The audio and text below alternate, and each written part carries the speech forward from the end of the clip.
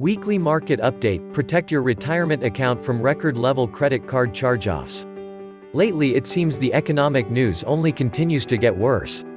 In the last few weeks, consumer credit has reached all-time highs and auto delinquencies have neared those not seen since the worst point of the Great Recession. This past week, lenders had still more negative news to digest. The subprime category of credit card charge-offs are still at record levels not seen since the global financial crisis. Consider the first quarter of the year 2019. In all, excluding the biggest 100 banks in the US, the rates for credit card charge-offs have now been over 7% for 6 quarters consecutively. In the worst point of the last terrible recession, these bank charge-off rates remained over 7% for only 4 quarters in total, and these were not consecutive. The rate for Q1 charge-offs declined a tad to 7.37%. This was too insignificant to impact the 7% level though.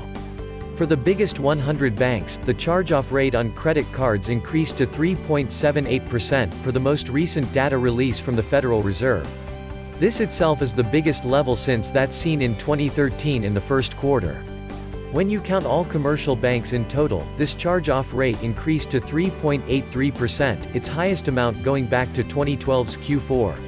Clearly the trend is not moving in the hoped-for direction with the latest data release. One picture that is increasingly clear: the nation's smaller banks are the ones holding the bag for a huge part of the subprime category of credit card debt.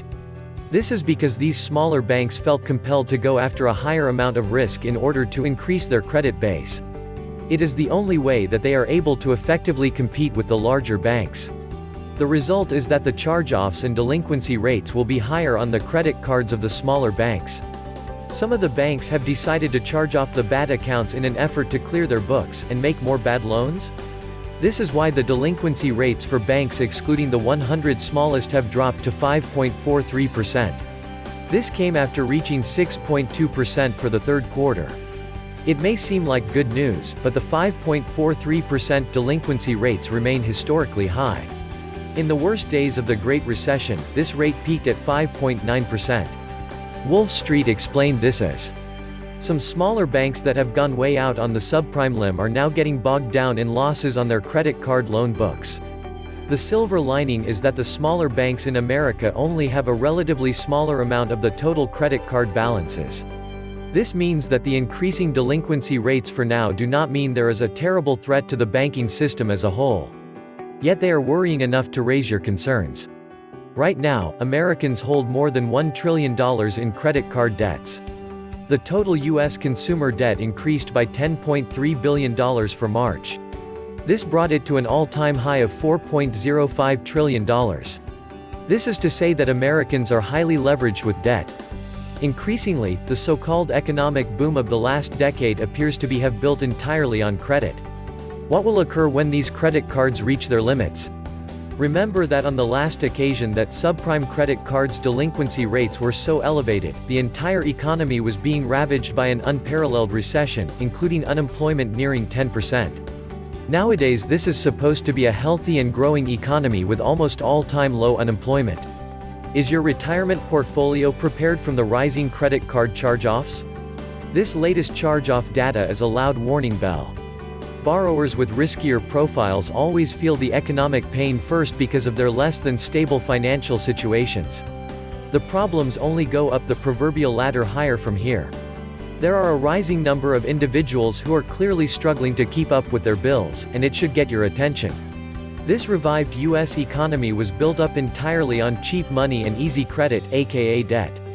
It is time to find a reliable safe haven to protect your portfolio from rising debt defaults.